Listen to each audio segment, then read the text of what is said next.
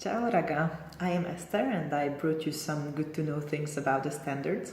In this video you will find some general tips and also one specific tip about each standard based on the most common mistakes ISACers do. So in ISAC we have 16 standards, out of which 14 needs to be fulfilled in order to make an exchange completed. But those two not fulfilled cannot be any of them. They can be 2 out of the red bordered 4, which are first day of work, departure support, working hours, and arrival pickup. So in theory, 14 out of 16 standards fulfilled can make an experience completed, but I hope that you agree with me that we need to strive for as many 16 out of 16 completed as possible. General tip numero uno. Let the EPs know what we promised them. Talk about the standards during the OPS, during the IPS, during the expectation setting, throughout the project when you have this cross-check meeting with your EPs, and also when they come. General tip numero due. Make the EPs fill the survey as they go through the project. Make it a habit. So whenever you talk to your EPs, just ask them to go to their profile and fill the standards that they received already. This way they will not see the standards only when they go home, but they will know that they need to fill it out in the meantime. General tip numero 3. Even though each and every standard is the responsibility of either the incoming or the outgoing side, in reality they are all the responsibility of both parties. If a standard is not your responsibility on paper, you still have to track the other country to do it, because completed can only be achieved through cooperation. Personal goal setting. It needs to be done based on the LDA results of the EP.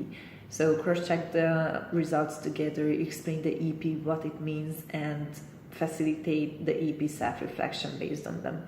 It might be a bit longer than just one meeting, but give the EP some time to think about it.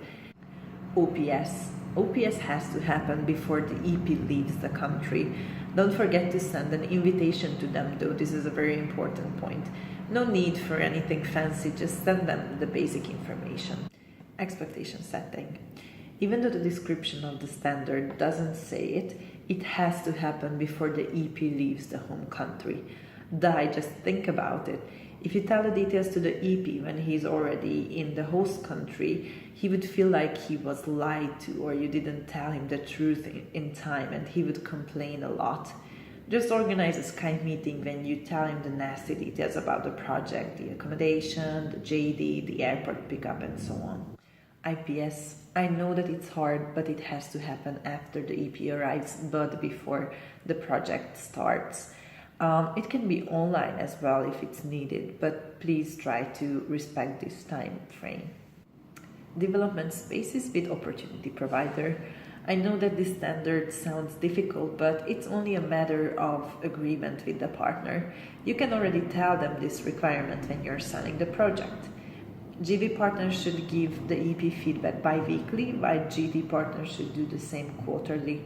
And don't forget to cross-check how the job description and the personal goals can be aligned.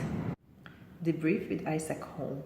To be really honest, the description only says that we need to offer a debriefing when the EP is coming home. Whether or not he's going, it's already his decision.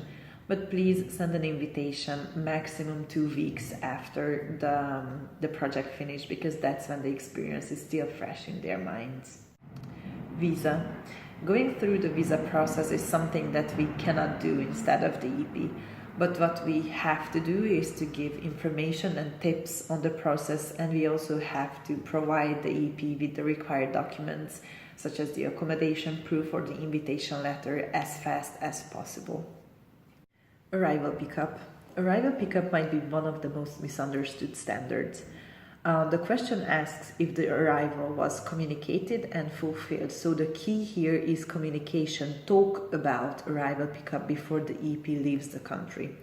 The ISAC representative picking up the EP can be literally any member, a VP, MC, even the host family if necessary. And you don't have to go to the airport necessarily. You can tell the EP where you will wait for him. Just please let them know how to get there from the airport. Departure support. I think it is one of the most underrated standards, but it's still needed. Please don't forget to send written information to the EP on how to legally leave the country. In GT's case, it can mean how to close the bank account, how to move out from the accommodation, and in GV's case, it can also mean how to get to the airport. Job description. The job description in the opportunity needs to correspond to the job the EP is actually doing. I advise you to cross-check the job description with the partner before you upload it and communicate any changes as fast as you can. Duration. All ISAC experiences need to last for a minimum of 6 weeks. Punto. Working hours. The minimum working hours should be communicated with both the EP and the partner. Please cross-check if it is fulfilled during the project, not only at the end. First day of work. There has to be a representative of ISAC assisting the EP to the workplace. Again, it can be any member of ISAC, but please pay attention to this. Insurance. Insurance is a tricky standard because it's really the choice of the EP whether or not he's buying it. What we can do is to communicate it as a must and to highlight it over and over again that this is the safest way of traveling. Because as you see, the EP is our responsibility while he is participating in an ISAC program. As far as I know, we have a partner called Crystal Studies, so feel free to suggest them to the EPs. Accommodation. The only thing that you need to do here is to make sure the accommodation described in the opportunity corresponds to the reality. So talk about the accommodation during the expectation setting, tell the EP, and if you can, also show him pictures. That's the best that you can do. Basic living cost. Again, it's only about the correspondence. Talk about the basic prices in your country to the EP. Talk about the general expenses of food or transportation that he or she might have. That's it. So thank you for your attention. That was it. If you want to hear some more tips and tricks about the standards, you can check out our other support materials in the topic.